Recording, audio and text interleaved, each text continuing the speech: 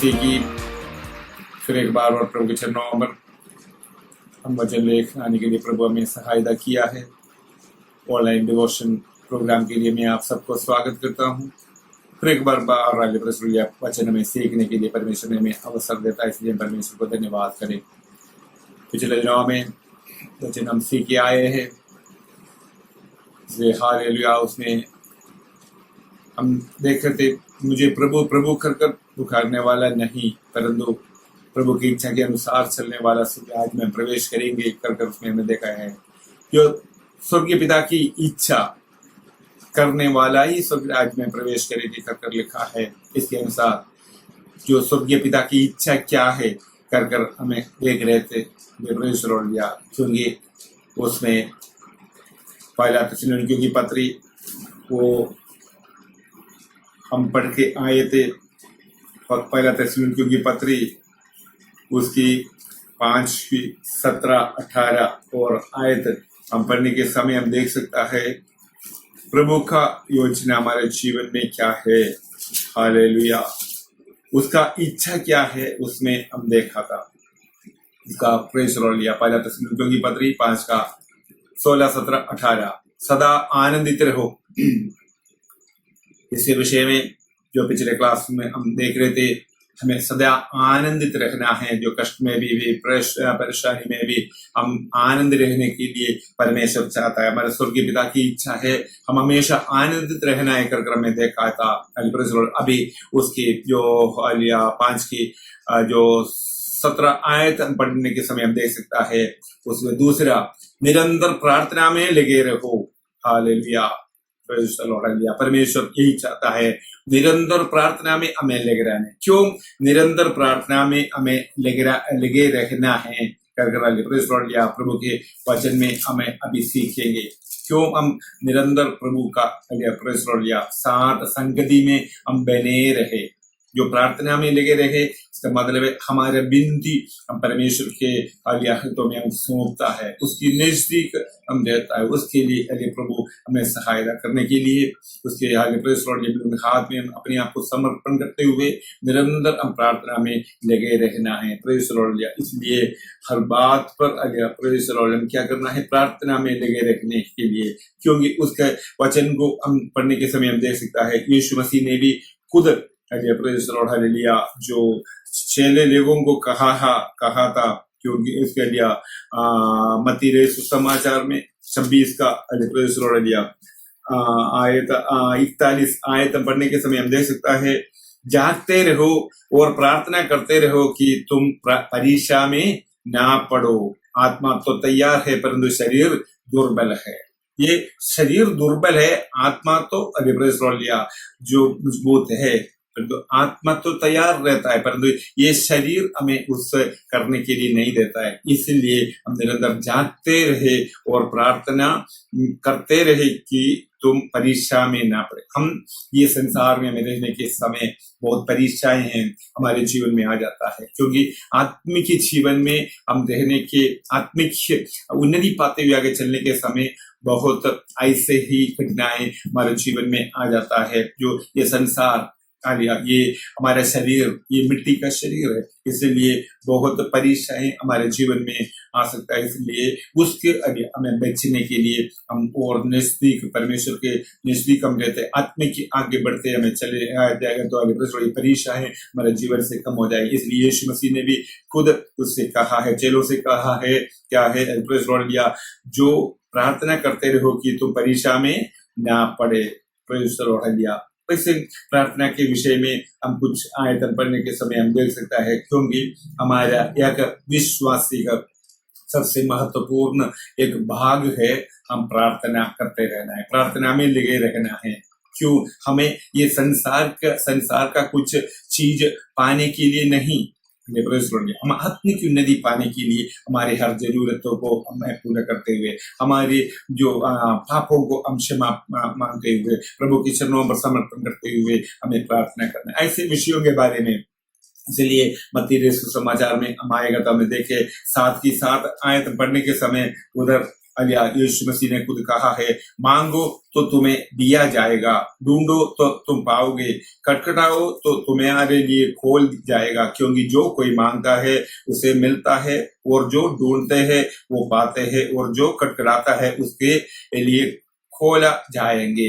हम ये अच्छी तरह से समझना है। हमारे आत्मिक जीवन में हमें चलने के समय, आत्मिक जीवन में चलने के समय हम किस विषय के लिए हमें प्रार्थना करना है, किस विषय के लिए हमें प्रार्थना करना है। जैसे जो मांगो तो तुम्हें दिया जाएगा, इसका मतलब है हम ये संसारिक चीजों को मांगने के लिए नहीं, परंतु उसके एक एक बात हम अच्छी तरह से गहराई से सीखने के समय हमें पता चलेगी, क्योंकि हम प्रार्थना किसके लिए कर रहे हैं, हमारे आत्मिक उन्नति के लिए हमें प्रार्थना करना है। इसलिए इससे जो विषय के बारे में हम अच्छी तरह से ये विषय हम समझने के लिए जो लूका समाचार 11 अध्याय में हम जाएगा, तो लूका समाचार उसमें 11 अध्याय में हम इसमें क्लियर और दिखाई देता है उसके लिए उसका 9 से लेकर 13 आयत तक हम पढ़ने के समय इसमें, और मैं तुमसे कहता हूं कि मांगो तो तुम्हें दिया जाएगा,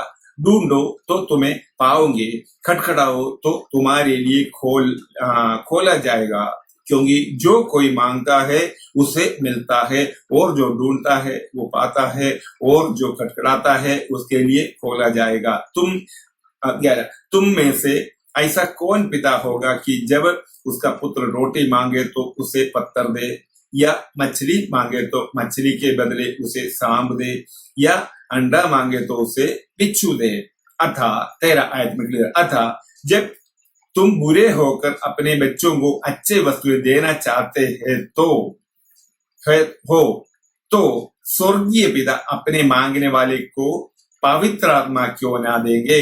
स्वर्गीय पिता के पास जो है, जो पवित्र आत्मा, वो तुम्हें देंगे।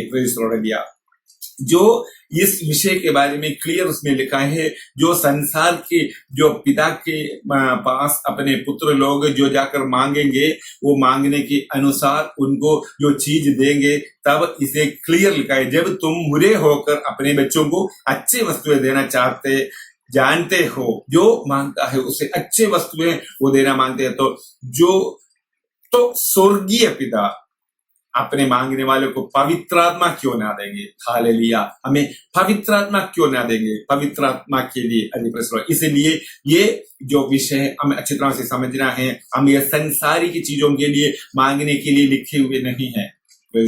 ये संसारिक चीजों को मांगने के लिए, संसारिक चीज परमेश्वर ने हमारे लिए पहले से ही जो दिया हुआ है सब कुछ, जो मनुष्यों को सृष्टि होने से पहले ही, ये संसार में जो मनुष्य को रहने के लिए क्या क्या जरूरत है, वो सब कुछ परमेश्वर ने ये सृष्टि करते हुए इस संसार में रखा है। परंतु जो मनुष्य पाप करने के द्वारा उसमें जो परमेश्वर ने एक शर्त रखा है, क्योंकि तुम पसीना बहाते हुए वो सब कुछ पाएगा। तुम मेहनत करो, हार्डवर्क करो, उसमें से ले लो, खा लो। ये मांगने से ऐसे परमेश्वर नहीं देंगे, क्योंकि परमेश्वर ने व्यवस्था दिया है, तुम पसीना बहाकर उसे प्राप्त करना है। जो भी है, जो सब चीज परमेश्वर ने इस संसार में सृष्टि कर रखा है। इसलिए जो विषय के बारे में हमें समझ गए, स्वर्गीय पिता से एक उनकी संतान है कर हम बताता है, उनका जो विश्वास है वो कैसे रहना है, वो आत्मिक उन्नति पाने के लिए जो चीज है उसको मांगना चाहिए, जो आत्मिक उन्नति पाने के विषय के लिए जो कुछ भी परमेश्वर से मांगना चाहिए। इसलिए परमेश्वर का निरंतर प्रार्थना में लगे रहो, क्योंकि प्रार्थना करते हुए तुम्हें परीक्षा में ना पड़ना है, क्योंकि आत्मिक उन्नति में पाना है और आत्मिक वरदान प्राप्त करना है, उसके लिए प्रार्थना करना है। जो स्वर्गीय पिता अपने मांगने वालों को पवित्र आत्मा क्यों ना देंगे, पवित्र आत्मा के द्वारा हमें पवित्र आत्मा हमें गाइड करते हुए हमें अगले उसके पहले विषय में हम देखे 11 अध्याय का शुरुआत में जो चेले लोग परमेश्वर से, यीशु मसीह से कहा है हमें प्रार्थना सिखा दे कर जो बताया, तब जो प्रार्थना जो सिखाया उसका एक आउटलाइन उधर हम देखेंगे। 11 अध्याय का शुरुआत से पढ़ेंगे। वो किसी जगह प्रार्थना कर रहा था, जब वो प्रार्थना कर चुका तो उसके चेलों में से एक ने उससे कहा, हे प्रभु, जैसे यूहन्ना ने अपने चेलों को प्रार्थना करना सिखाया वैसे ही हमें भी तू सिखा दे। Praise the Lord. जो यीशु मसीह के पास चेले लोग आगे प्रार्थना सिखाने के लिए बोला, जैसे जो यूहन्ना जैसे प्रार्थना सिखाया है अपने चेलों को, ऐसे भी हमें भी प्रार्थना सिखाए कर उसका मेन बात हमें देखना है क्या है। यीशु मसीह ने तब उसको सिखाया, जो अपने चेलों को सिखाया। उसने उसे कहा, जब तुम प्रार्थना करो तो कहो, हे पिता, तेरा नाम पवित्र माना जाए। जो प्रार्थना करता है, हम परमेश्वर का महिमा, हमारे प्रार्थना के द्वारा परमेश्वर का महिमा होना चाहिए। परमेश्वर को हम महिमा करता है, इसलिए का तेरा नाम पवित्र माना जाएंगे। परमेश्वर का नाम का पवित्र माना जाए। हम मांगना, प्रार्थना का बहुत लोग ऐसे सोचता है, हमारे लिए जो मांगो मांगो, हमारे लिए जो चीज चाहिए वो चीज चाहिए मांगो। ये नहीं है प्रार्थना है। प्रार्थना हम एक दूसरे के साथ परमेश्वर का नाम का महिमा करने के लिए। इसलिए इसमें लिखा है, जब तुम प्रार्थना करे तो ये पिता, तेरा नाम पवित्र माना जाए, तेरा राज्य आए। जो स्वर्ग राज्य, जो अनंत काल का जो शासन ये संसार में आए। और जिसमें लिखा है, प्रार्थना करो ऐसे हमारी जो पहला उसने उसे कहा, जब तुम प्रार्थना करे तो हे पिता, तेरा नाम पवित्र माना जाए, तेरा राज्य आए। तीसरा, हमारी दिन भर की रोटी हर दिन हमें दिया कर, और हमारे पापों को क्षमा कर। चौथा आयत में हमारे पापों को क्षमा कर, जो है प्रार्थना। परमेश्वर से हम प्रार्थना करते हैं, जो भी दिन भर हम संसार में रहता है, एक मिट्टी का जो बर्तन में हम रहता है, तो हमारे अंदर कमियां आ जाता है। परमेश्वर से हम क्या प्रार्थना इसलिए निरंतर करते रहना है, क्योंकि हमारी परमेश्वर क्या होना है, पापों को क्षमा करे कर हम प्रार्थना करना है। पापों को हम क्षमा करे, हमारे पाप छोटे बड़े हमारे जो सोचने से, हमारे जो काम की द्वारा, हमारे जो जीवन में आया हुआ हर जो बात पर जो पाप आया है, तो हमसे वो क्षमा करे कर हमें प्रार्थना करना है। और हमारे पापों को क्षमा कर, क्योंकि हम भी अपने हर एक अपराधी के क्षमा करते हैं, और हमें भी परीक्षा में ना लाए। जैसे उसमें लिखा है, जो कंडीशन के साथ हम प्रार्थना करता है, अगर जैसे है हम दूसरे के लिए पाप का क्षमा करता है, क्योंकि हम भी अपने हर एक अपराधी का क्षमा करता है। दूसरे के लिए हमारे साथ जो अपराध करता है उससे भी हम क्षमा करता है, ऐसे आप भी हमसे क्षमा करे कर। और हमें परीक्षा में ना ला। हालेलुया। यही एक प्रार्थना का एक ढांचा यीशु मसीह ने जो चेलों को सिखाया है, उसकी मतलब हमें उसकी जो प्रार्थना के बीच का एक भाग हम देख सकता है, हमारे दिन भर का रोटी हमें दिया करे कर वो प्रार्थना है। बाकी ज्यादातर अब क्या करते हैं, परमेश्वर का महिमा के लिए, परमेश्वर का राज्य के लिए, हमारे पाप का क्षमा के लिए हम अच्छी तरह से हमें समझना है। जो परमेश्वर हमसे कहता है दिन प्रतिदिन हम प्रार्थना करे कर बताने का मतलब है, हम उनकी साथ हम हमारे पापों को क्षमा करते हुए, हमारा पाप में हम ना पड़ने के लिए, हालेलुया, वो प्रभु के इच्छा के अनुसार चलने के लिए प्रभु सहायता करे कर हम प्रार्थना करते हुए आगे चलता है। इधर इस विषय हमारा प्रार्थना के द्वारा परमेश्वर का नाम का महिमा हो जाए। इधर जो यशायाह भविष्यवक्ता का पुस्तक हम पढ़ने के समय, हालेलुया, हम देख सकता है वो छठवीं अध्याय में जो एक स्वर्ग दूतों का एक क्या है, एक आराधना हम देख सकता है, एक प्रार्थना हम देख सकता है। वो उसका 6 का 2 से पढ़ने के समय देख सकता है, उससे ऊंचे पर शराब दिखाई दिया, उसने 6 पंख थे, 2 पंखों से वे अपने मुंह को ढांपे थे, और 2 से अपने पांव को, और 2 से उड़ रहे थे।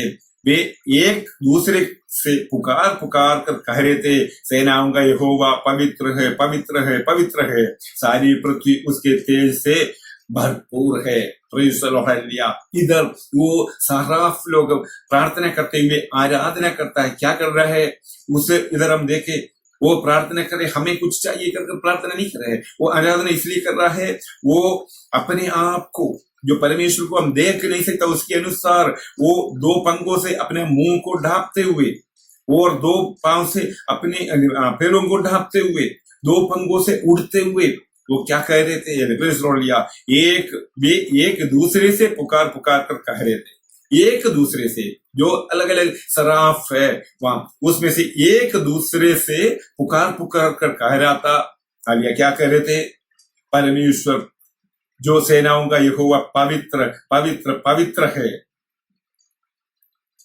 हम अच्छी तरह से समझना है, हम परमेश्वर को बोलने की जरूरत नहीं, तुम पवित्र है पवित्र है पवित्र है कर हमें बोलने की जरूरत नहीं, क्योंकि वो पवित्र है।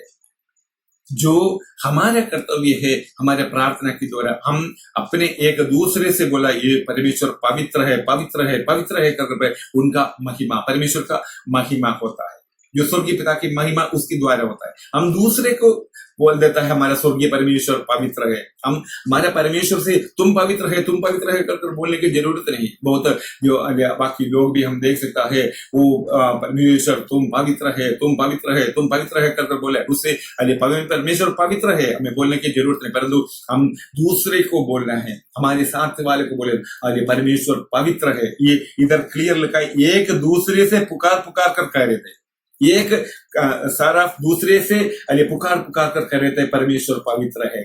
तब क्या हो गया है, जो सेनाओं का यहोवा पवित्र पवित्र है, सारी पृथ्वी उसके तेज से भरपूर है, जो सारी पृथ्वी उसके तेज से भरपूर है कर हम दूसरे के लिए एक दूसरे से करने से वो परमेश्वर का आराधना होता है, परमेश्वर का साथ प्रार्थना होता है, उसकी द्वारा परमेश्वर का महिमा, जो परमेश्वर का अपना महिमा है वो हमें देना है, परमेश्वर का महिमा हमारे द्वारा होना है, इसीलिए हम प्रार्थना करना है। हम जो कुछ भी हमारे जरूरत है उसके लिए मांगने के लिए, इसलिए परमेश्वर ने सदा आनंदित रहो, सदा प्रार्थना में लगे रहो, प्रार्थना में लगे रहना, परमेश्वर का नाम का महिमा देते हुए आगे चलते रहे, उनकी खोज में बने रहे। जो आ दूसरा पहला इतिहास का पुस्तक 16 में हम आएगा, तो पहला इतिहास का पुस्तक,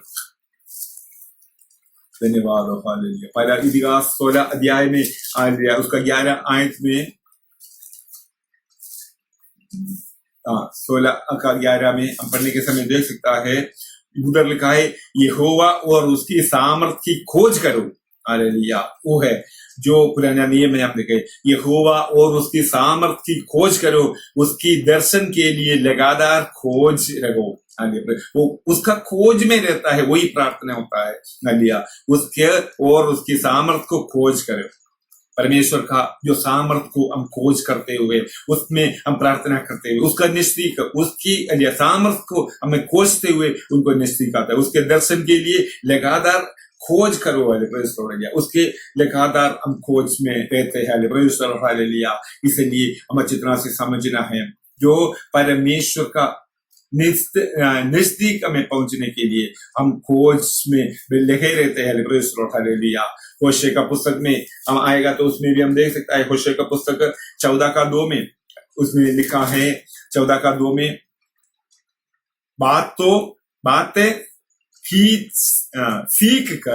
बातें सीख कर और यहोवा की ओर लौट कर उससे कहो, सब अधर्म दूर कर, अनुग्रह से हमको ग्रहण कर, तब हम धन्यवाद रूपी बलि चढ़ाएंगे। इधर बातें सीख कर लिया, उसमें 14:1 से पढ़े, हे इस्राएल, अपने परमेश्वर यहोवा के पास लौट आ, क्योंकि तूने अपने अधर्म के कारण ठोकर खाई है।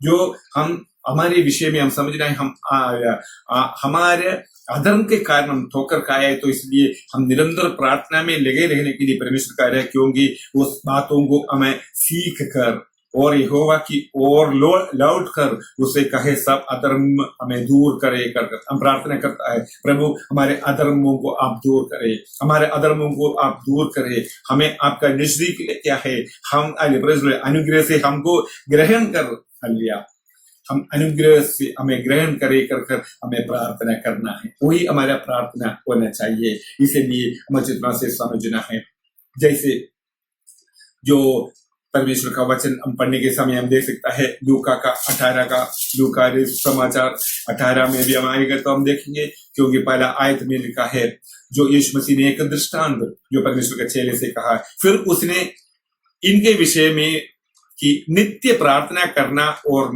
हियाव ना छोड़ना चाहिए उसके एक दृष्टांत भी कहा। उसने यीशु मसीह ने कहा है, फिर उसने उसे विषय में कहा नित्य प्रार्थना करना और हियाव ना छोड़ना चाहिए। नित्य प्रार्थना करते रहे, हालेलुया, हमेशा हम प्रार्थना में लगे रहे कर इधर लिखा है। वो किस विषय के लिए है बाद में हम देखेंगे। इसलिए हमें अच्छी तरह समझना है, जो परीक्षा में हम ना पढ़ते हुए निरंतर प्रभु में हम प्रार्थना में लगे रहे, यही परमेश्वर का वचन में सिखाता है। निरंतर हम प्रार्थना करें, हम किस विषय के लिए हमें प्रार्थना करना, उसके लिए सबके लिए हम आगे को हम देखेंगे, प्रभु हमें सहायता करते। इसलिए हमेशा हम अपने धर्मों को हम दूर करते हुए, परीक्षा में ना पढ़ते हुए आगे बढ़ने के लिए परमेश्वर के चरणों पर और उसका नजदीक जाकर उनको सीखने के लिए, समझने के लिए हम प्रार्थना में लगे रहे। इसलिए अपने आप को हम समर्पण करते हुए प्रभु का, हमारा स्वर्गीय पिता का इच्छा क्या है कर समझते हुए हम सदा आनंदित रहते हुए निरंतर प्रार्थना करते हुए रहने के लिए प्रभु हमें हालेलुया चाहता है। इसलिए उसमें निरंतर प्रार्थना करते हुए आगे बढ़ने के लिए प्रभु हमें सहायता करने के लिए हालेलुया स्वर्गीय पिता की बलवंत हाथ में हम सौंपते हुए आइए प्रार्थना करें। हालेलुया, हमारा स्वर्गीय पिता परमेश्वर धन्यवाद करते प्रभु आज का सुंदर समय के लिए। प्रभु प्रार्थना में लगे रहने के लिए आपने हमें किया, उसके अनुसार निरंतर प्रार्थना करते हुए आगे बढ़ने के लिए प्रभु हमें सहायता मदद करे। प्रभु धन्यवाद, सुना हुआ वचन हमारा किसका दर्द का कार्य ना होते हुए आशीष पाते हुए आगे चलने के लिए हम सबको सहायता मदद करे। धन्यवाद हो, आदर और महिमा प्रभु में